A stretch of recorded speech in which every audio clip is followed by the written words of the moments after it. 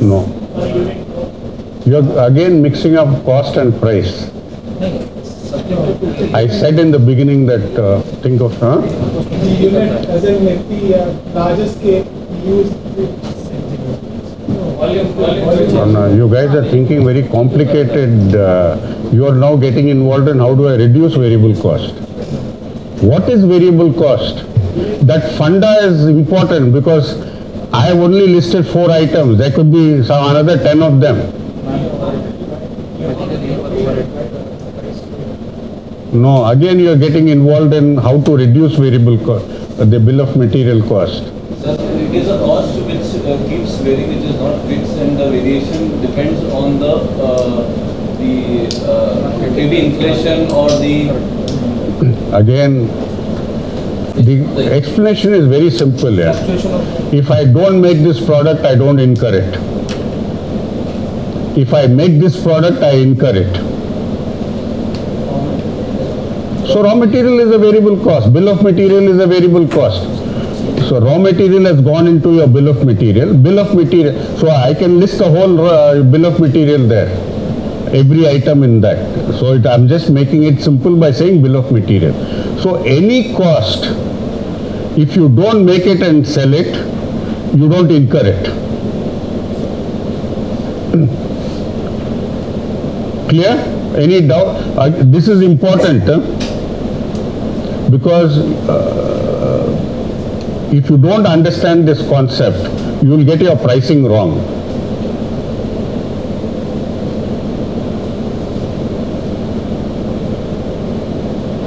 Clear? No doubts.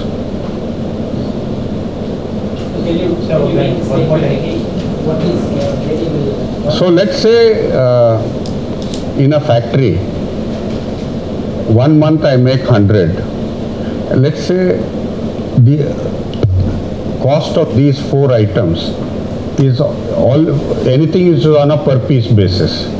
So let's say the cost of these 4 items is 300 rupees. And last month I made 10 pieces of this.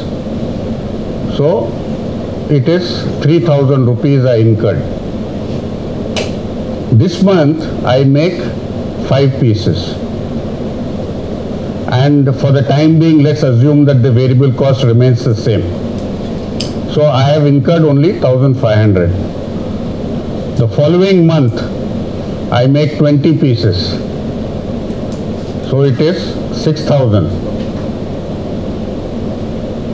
It is dependent on what you produce. The quantity you produce. If you don't produce it, you don't incur it.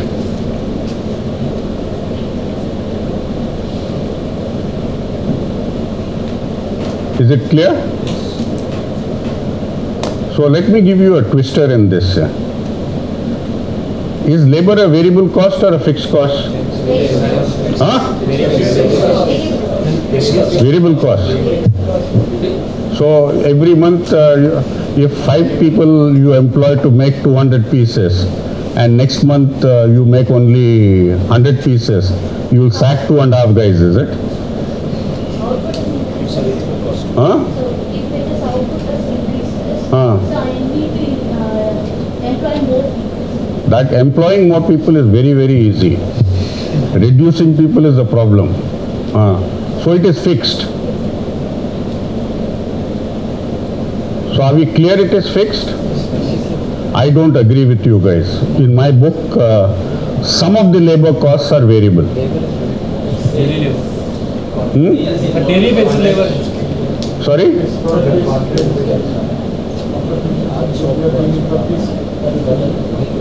Okay, so can you elaborate on that? I think you're on the right track. Exactly. So factories, plants have what are called contract labor, where it is you pay on a per piece basis. So that kind of labor is variable, because if you produce 20, you pay for 20. If you produce 40, you pay for 40. So that is why you also, this is inside the plant. If it is outside the plant, what you typically said is theoretically fabricated. But if you did the drilling in-house and were paying per piece, then what you say is right. Then it is contract labor. But if it is in some third party and somebody else owns the drilling machine, then it is a fabricated item. Then it would have come in the earlier sheet as a part of your bill of material. Clear? Still a doubt? So is warranty cost fixed or variable?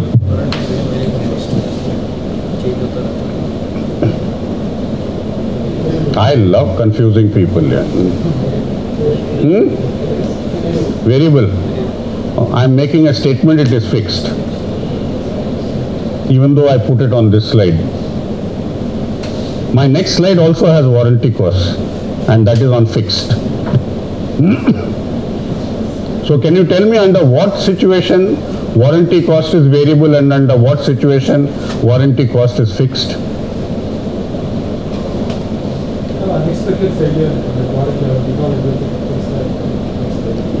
Those are different scenario altogether. On a normal business, you will have warranty costs which are both fixed and variable. In most businesses, there are businesses where you can do it completely variable or you can do it completely fixed. That's a different, but typically you will have both fixed and variable.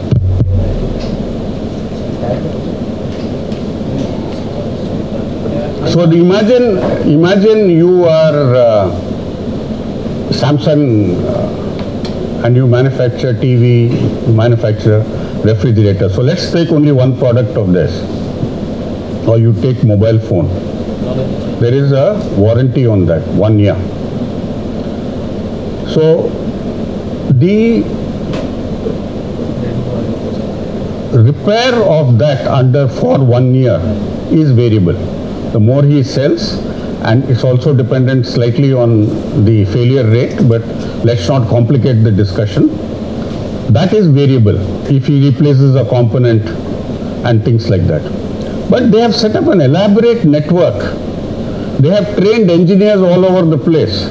So if they have a brilliant product which rarely fails, the engineer there is sitting and twiddling his thumbs there. You're still paying the guy. That is fixed. The infrastructure which you set up to deliver after sales service is fixed. So what has Samsung done now? It has contracted everything out to TVS. So TVS Electronics now manages that, which is, they must be paying them a minimum fee. But they have tried converting at least a part of it into variable, the infrastructure. Because TVS Electronics is doing it for multiple people. So there will be only one office. Otherwise Samsung will have one office, this one will have one office. Each one guy is having an office. So they are trying to do that so that cost will come down. There are certain other, the utilization of the engineers is better. So that is one way that they have tried, but we are not discussing strategies for reducing the fixed component of this thing. We are discussing that it can be a fixed and it can be a variable. So this, when you guys go to raise funds and your product requires after sales service,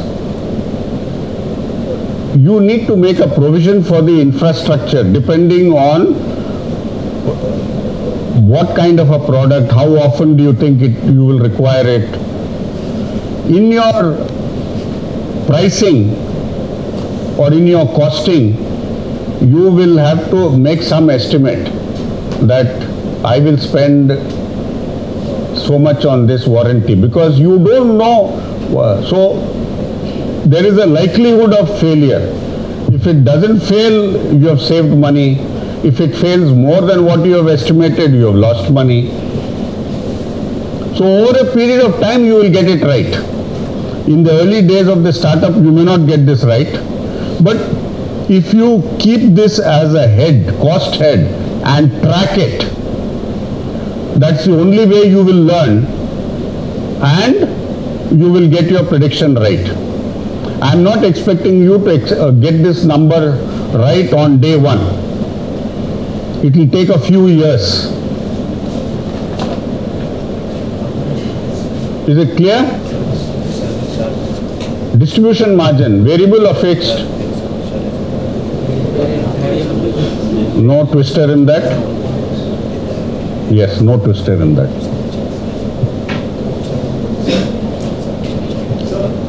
Yep.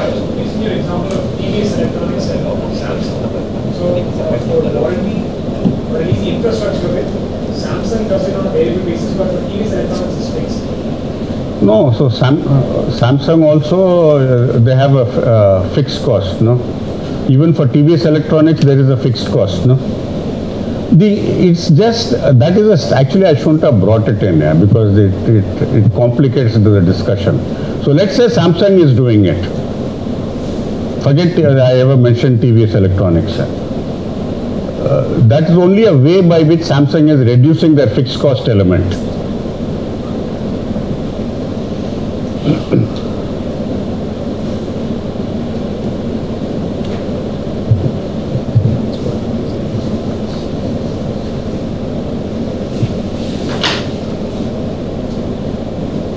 Fixed costs, manpower.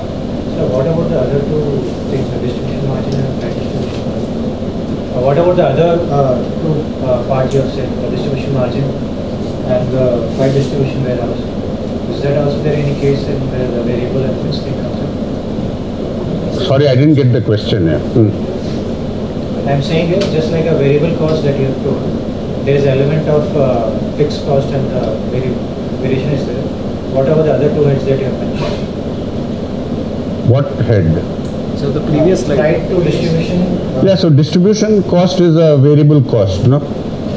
Unless you have your own warehousing, you take warehousing all over the place. You have to be a really large company to have warehousing all over the place. Typically, you will use public warehousing where you will pay them on a per unit basis. Okay, or in the early days, what you will do is you will go through distributors. And the distributors will be a pure percentage arrangement. And the percentage will depend on the nature of the product you are selling.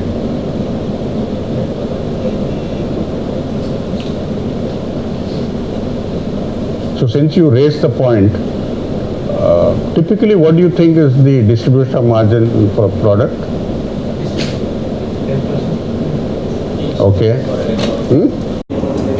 Okay. Anybody else?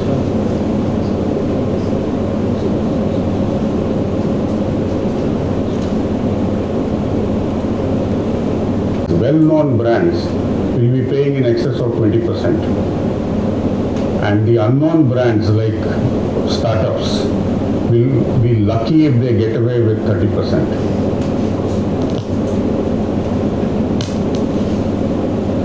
So when you do your cost sheet,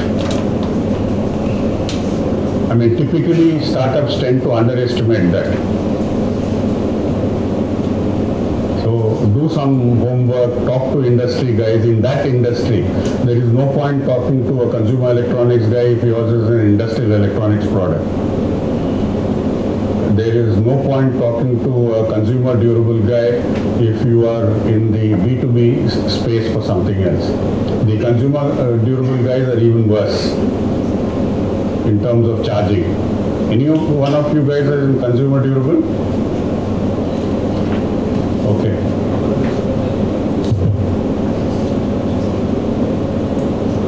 So that what I mentioned is also valid for every cost item. No? Please try and get some industry background in that on how much to provide for warranty, how much to provide for this.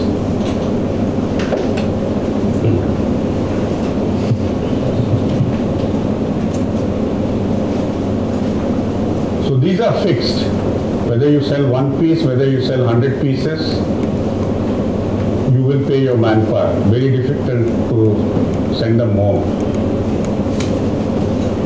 It's very difficult to send anybody home in any part of the world other than possibly the US. Impossible to do it in Europe. It's worse than India. Particularly the advanced countries like Germany, France, you cannot sack anybody out there. So it is rent. So you can't be negotiating rent on a month-to-month basis. You can't increase space, reduce space. You will do this 1 year at a time. So it is a fixed cost. Cost of pilots, cost of free samples. These are all fixed costs. Warranty costs, we just went through it. Marketing. So you'll be having people travel. So whether he does business worth 5 lakhs, 50 lakhs, 1 lakh, his travel cost still has to be paid. The salaries and wages of your marketing guys still have to be paid.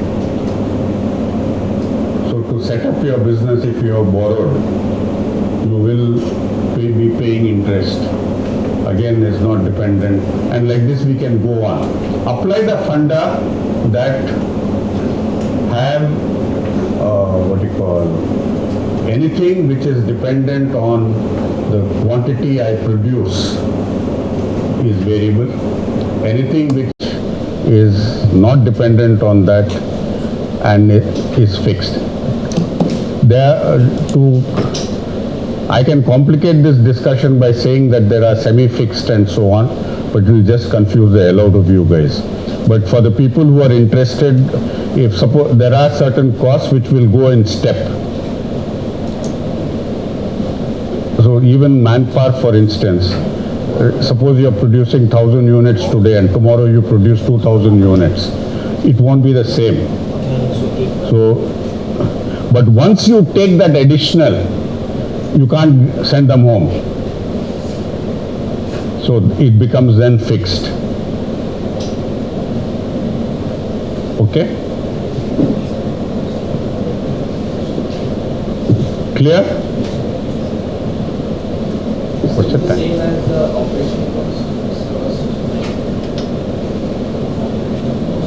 I don't know what operation cost is. It's a terminology. I only know variable and fixed. Cost of Period. So typically what people say, I don't know in what context you're saying cost of operations. In some companies they might say anything relating to the plant is cost of operations. And normally they will only refer to fixed costs for that. But it varies company to company. In our case, typically being startups, better to have only two buckets. Either it's fixed or it's variable. Okay?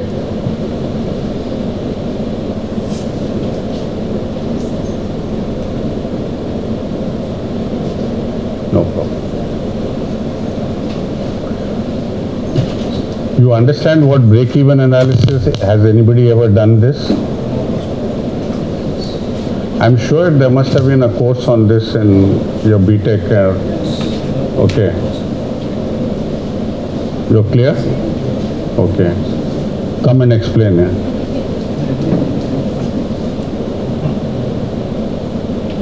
Yeah, please. So break even is when you start production and you make no profit out of it. So what is the production rate at which you make no profit? So that is the point that Yeah, but why do you do break-even analysis? just to know that what should be the production rate. Below that you will have losses, above that you will have profit. Okay, that's it. So you need to determine what is your break-even when you set up the plant. Or you set up business, forget the plant. Any kind of thing it can be done. So your margin which you have and the nature of the fixed costs will determine what your, basically because you are trying to cover your fixed costs through your margin and the quantity you sell.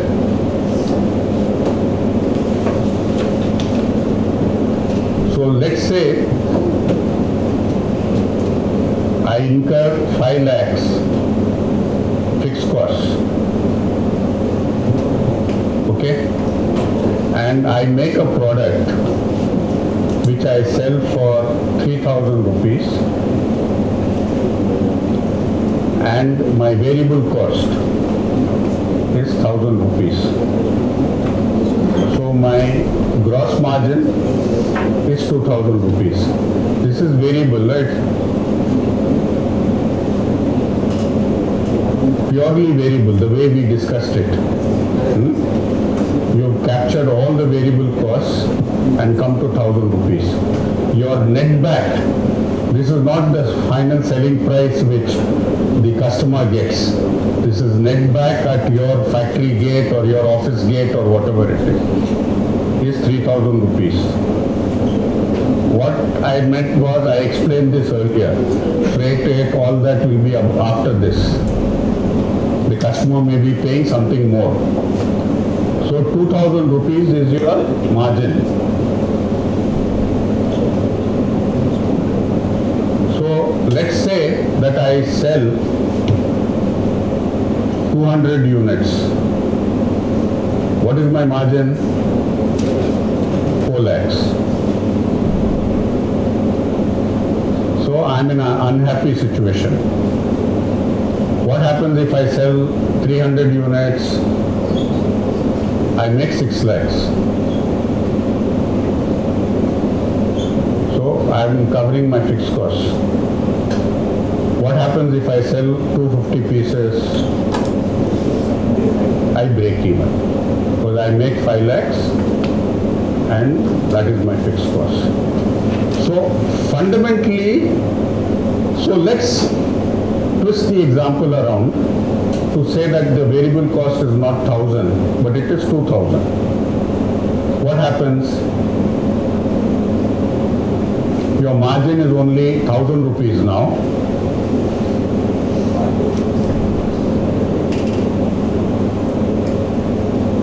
So you suddenly now have to sell 500 pieces to break even. And the worst situation that if this is 2,500 rupees, because a lot of startups think that if I make a product at 2,500 and I sell it for 3,000, I am making money. Guaranteed way of going bankrupt very fast. You see a margin, but that, see, even if we are a not-for-profit organization, we need to be sustainable. Okay? Otherwise, you will be going to your donors all the time and say, give me money, give me money. And these days, donors don't give you money. And it's a separate discussion on what the policies the donors have to give money.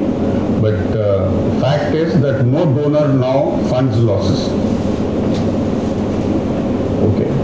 And anyhow, how many of you are not for profit here? Nobody. Everybody is for profit. I love this movie. So, no, because NGOs in my mind is a dirty word here.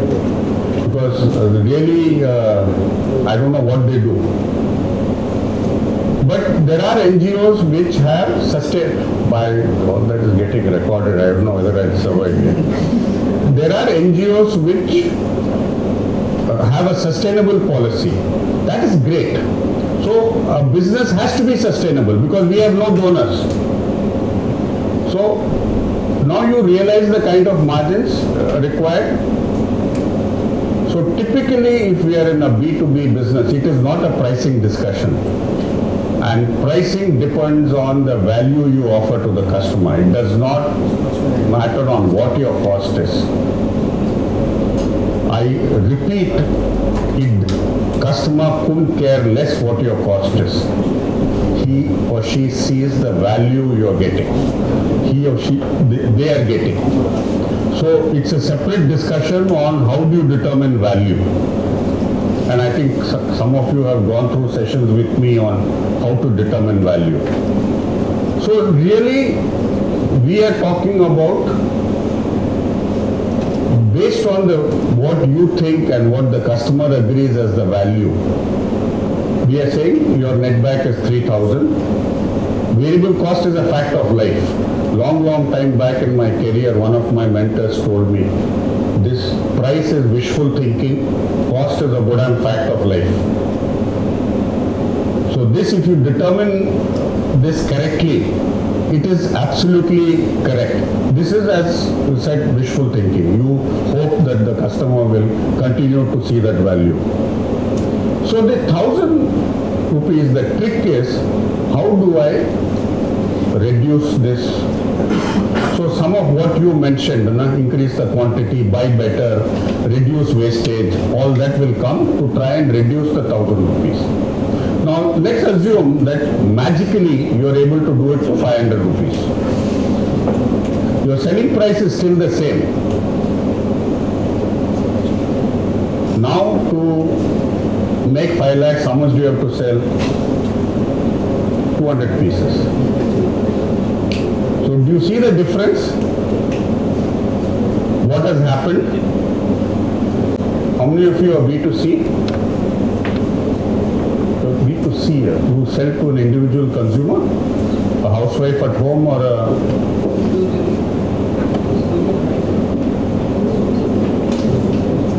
Bank is a service. None of these rules apply to that. You also sell you said you sold a card, no? So that you do B2C. That's a B2B, I guess.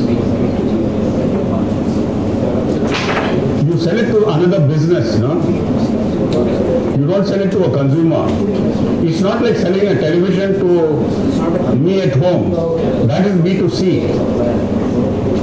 But if you sell it to another business, then that is B2B.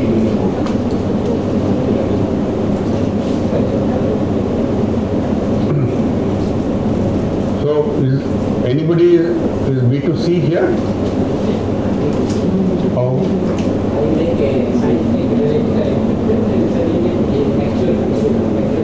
Who's the actual user? So industry is B2B. No, it's not they make this instrument to evaluate certain things. They cannot really make any Whatever they do, it is still you are selling to a company. You are not selling to an individual. Well, fine. I'm selling to a company, I'm selling to an institute.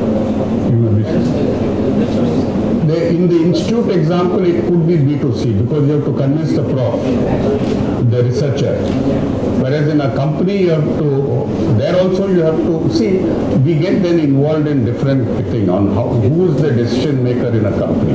So even if you're selling a standard commodity, you have to be clear who the decision maker in a company is. So we are then getting involved in how to, so there are other people doing those sessions on selling and things like that. So please attend those sessions. We are not doing that today and I am not doing that. And B2C I will not do. I don't have too much of experience on B2C. So typically in a B2C case, you'll need 5 times. Less than 5 times, and you can understand why. Because in a B2B case, you don't spend on television, you don't spend on huge ads. You spend on sales people, qualified sales guys, going out and selling. The fact that L&T is advertising is more for building a corporate image. You guys are not building any corporate image at the stage you are in. So a day will hopefully come when you will want a corporate image and by the time you could afford to spend like L&T. But typically most small, medium companies don't get involved in any advertising. It's only the huge ones who advertise, but that's more for the, as I said, the corporate image. What if the company that to offer the same value as half of the price? Only the They the customer doesn't perceive the value. Na?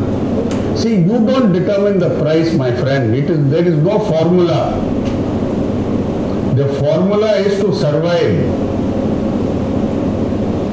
So it means that you are getting your cost wrong. You can't tell the formula that in that session Gopal said 3 times. You get kicked out of the office. You have to sell value. So if a customer is giving the same value at half the price, somewhere in your equation you got something wrong. That by and large what will have happened is your costs are wrong, or that customer is on a suicidal mission. So if you want to join him in that suicidal race as to who collapses earlier, you are welcome to it.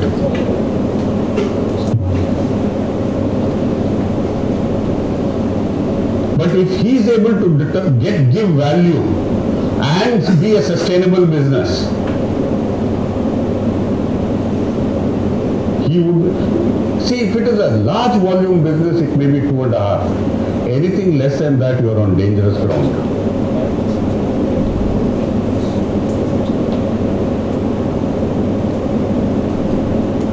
And particularly if you are in some deep tech product. How many of you are in deep tech?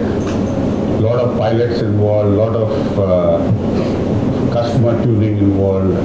I mean, the hidden costs of that is unimaginable. I mentor a couple of companies and it has taken them 3 years to get their Godam product right. Who's going to pay for all that?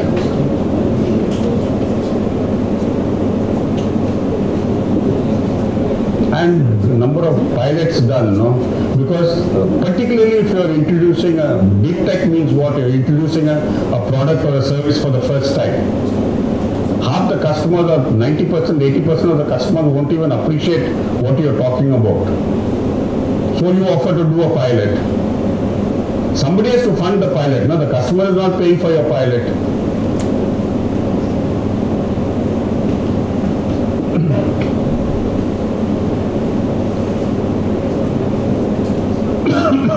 So I told you guys that, excuse me, I told you because you said you're going to sell it as a product and as a service. So I'm going to talk and give an example of how to cost a service. So one of the fundamental rules is that you may be having a product which costs 10 lakhs. Okay, some high funder thing which you have developed. You can start from you would do it 10 lakhs. And you decide that I'm going to sell this at 70 lakhs. And don't get surprised, there are companies in IT which do this. Okay? So, now if you decide to offer this as a service, what will you assume as your cost of the machine?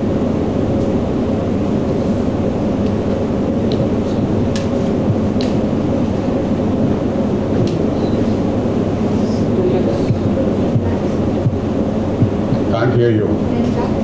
No. 70 lakhs. That has to be done for multiple reasons. One reason is that you don't know who's subsidizing the other if you do it at 10 lakhs. So you must treat this as two businesses within the same company. And typically when you go to raise money, and hopefully that day is not far off, the potential investors will ask you, are you a product company or a service company? You say both, they will get confused and they'll say you are confused. But there are ways of saying that I am both. That's a different discussion.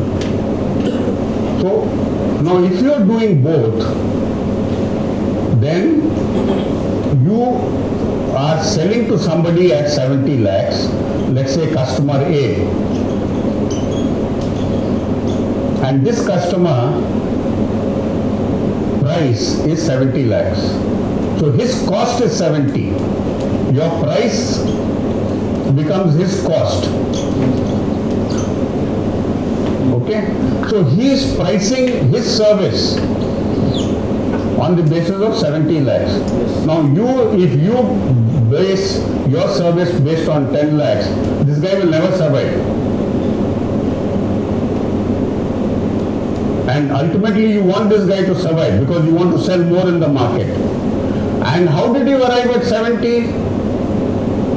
That the customer who takes this will see value. When will he see value? If he makes a profit.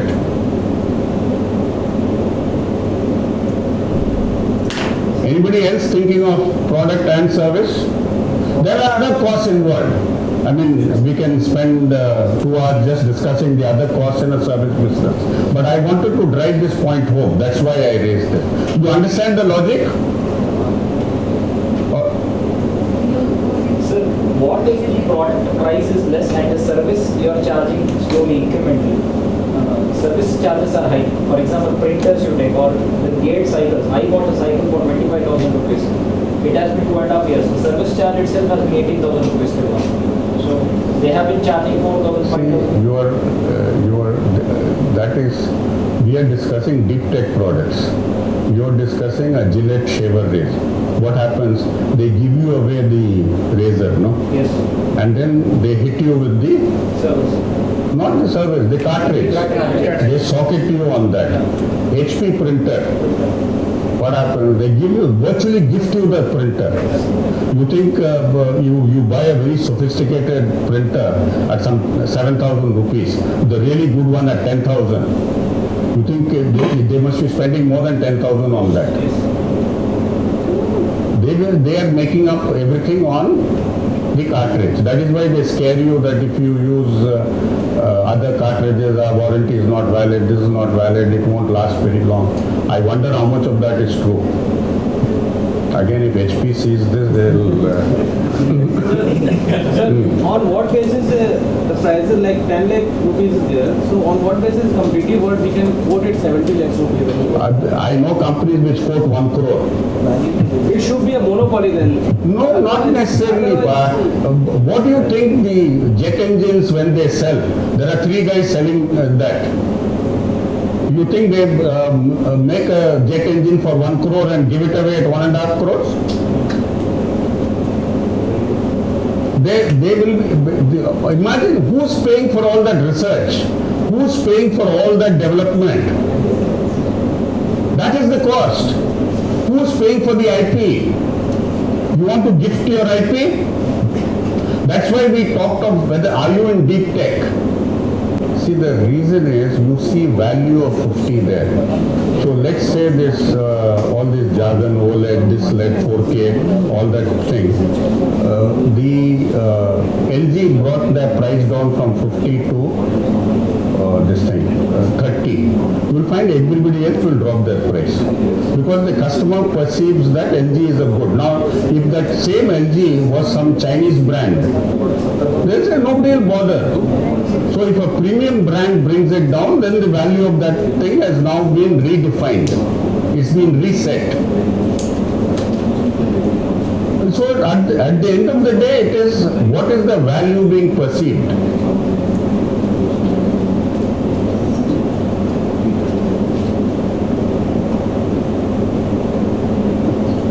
We are not here on pricing. Value being perceived is a very, very difficult subject. It's not an easy subject. And we can go on and on. I think we do a session on that. No? So when that session comes, please do. If there are any questions, we can go on. So just let me know. What is the time? For the change, I finished ahead of time. Yes, if you directly go and meet a customer and sell your product, then where the distribution charges is at 20%, you should keep in mind when you fund Okay. or price of product. Okay. So So the question is, if I go and sell, I'm not paying any distribution charge. But is it humanly possible? See, first you have to define what is the geography I want to cover. So if the geography I want to cover is, let's say, customers in Tamil Nadu or customers in the major tier 1, tier 2 cities of Tamil Nadu, basically Chennai, Madurai, Trichy, Coimbatore, maybe Salem, I don't know. These are possibly the... So, even these 5 or 6 metros, you think one guy can cover it? So you will land up hiring people. So when you land up hiring people, you're paying fixed costs. So you go through a distributor, it's a variable cost. But you can't go through a distributor if it is a deep tech product, because he will never be able to sell it. You can go through a distributor for a product like, say, HP printer, which once upon a time would have been a deep tech product. Now it is mass commodity.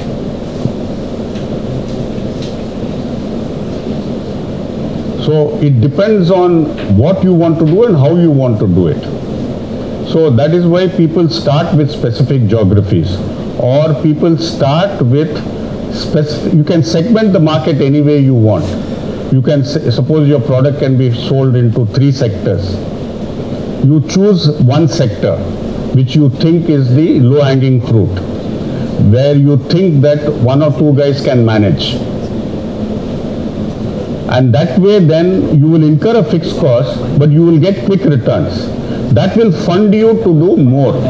And if you're lucky to get good funding, you can hire a lot of people.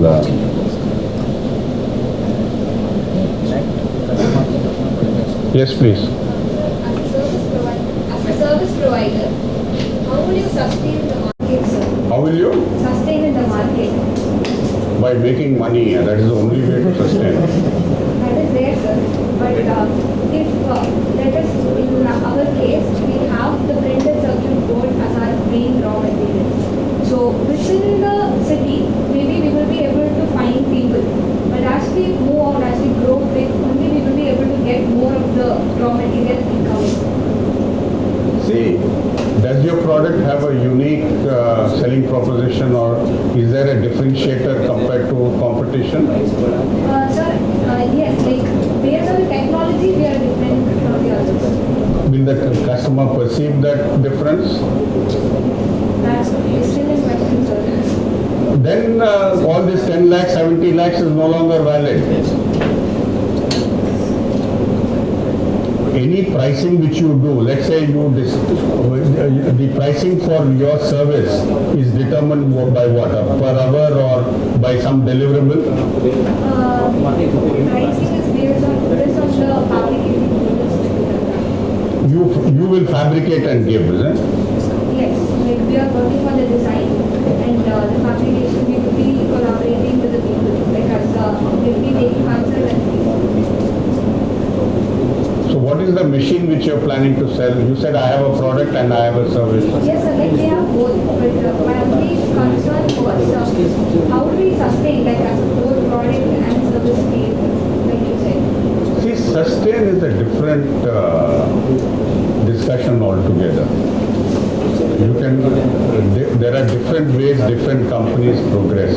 They do it by bootstrapping, they do it by some funding, and there are some companies which we will never understand how they sustain. Swiggy and Flipkart being the classic case. They will sell 1,000 crores and lose 3,000 crores, and they're still getting funded. So there isn't a problem. So the question is, and they're sustainable.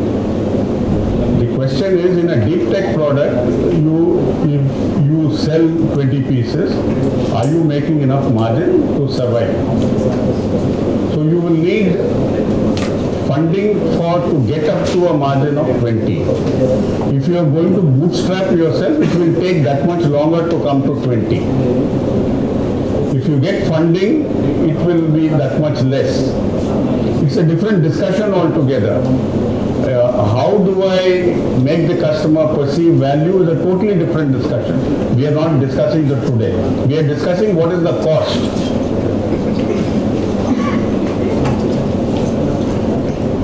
Anything else? Any Any other questions? Fasting. Take a mic or speak loudly, please.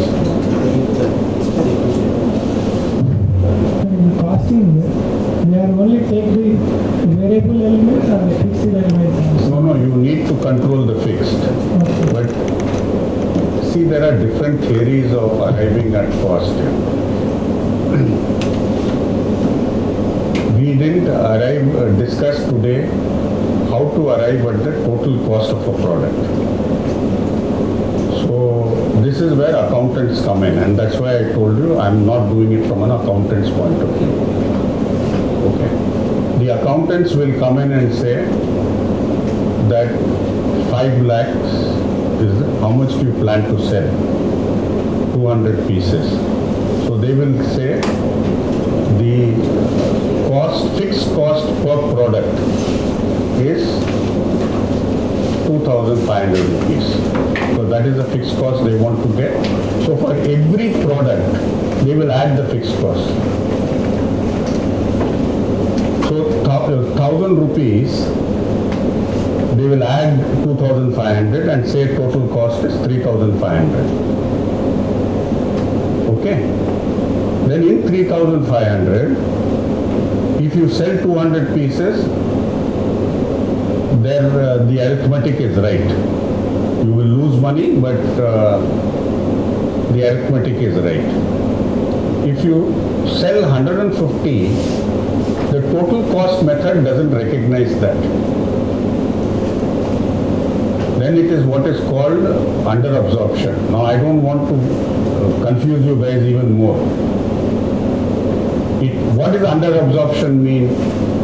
That you have not absorbed your fixed cost totally in your product price. And there is something called over absorption. If you sell 300 pieces, you will recover more than your cost. So obviously over absorption is better than under absorption. So, but let's not get involved in that. Let us focus on what can be controlled. We can control variable cost, we can control fixed cost. Let the accountants do their job.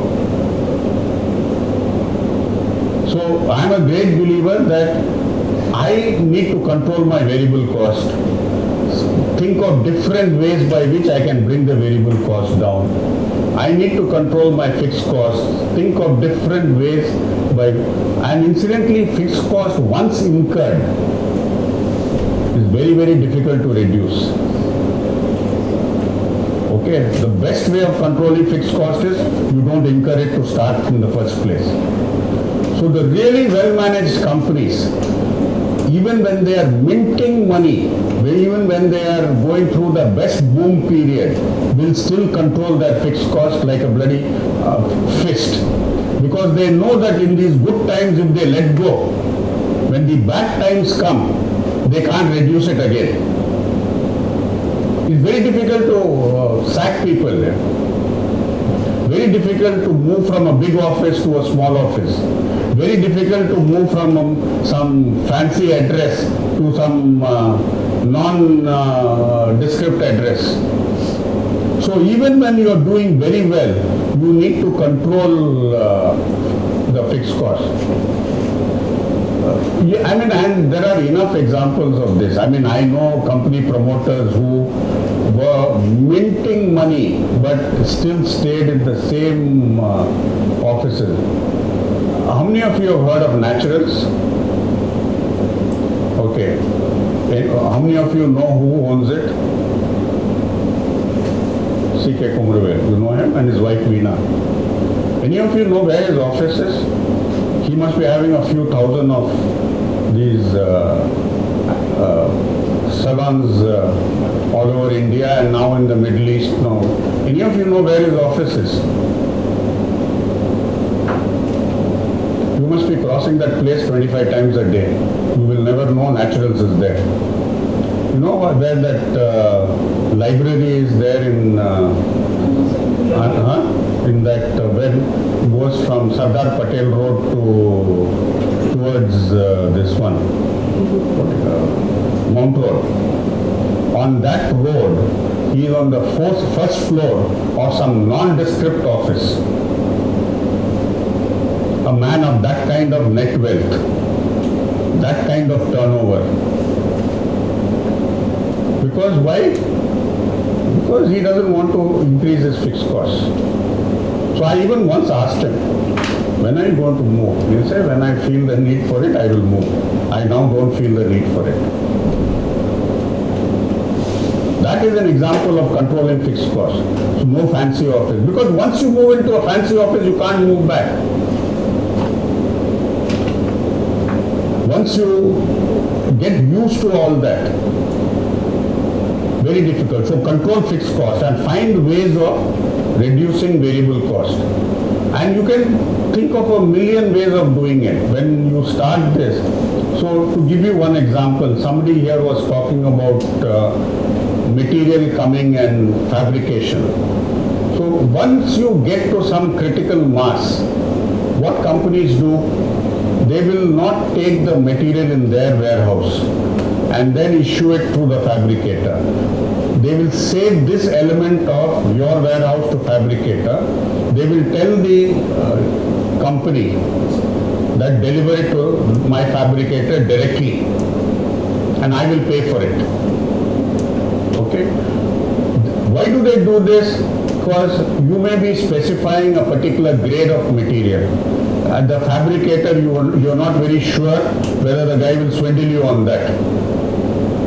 So you ensure control by getting your thing to be delivered. So what are you doing? You're saving one leg of transportation cost. Now that might appear minimal, but when you're in large volumes, that minimal will become sizable. So like that you can look at multiple things.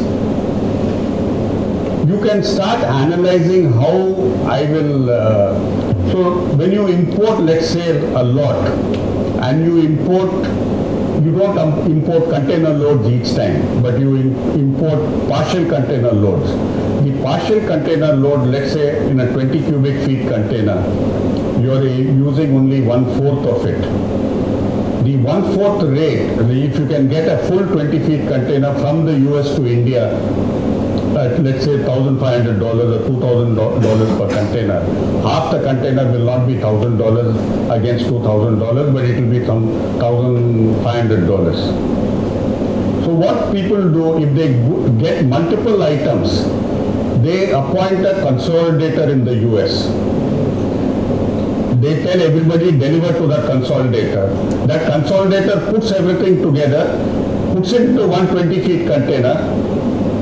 So they save $2,000. If 4 guys you are paying $500 or $300 more, you save $1,200. The consolidator will cost you maybe $200. So on that shipment they have saved $1,000. So there are, we can discuss days on end on how cost can be brought down. And they are all unique solutions to your company. There is no general one size fits all.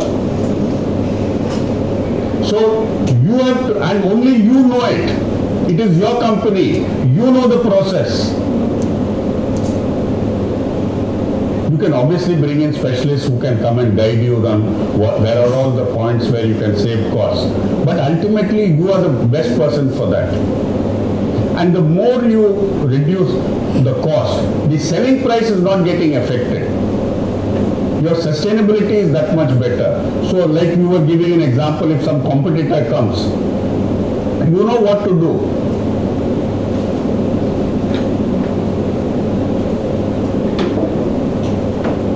Anything else? Okay, thank you very much. It's really been interactive.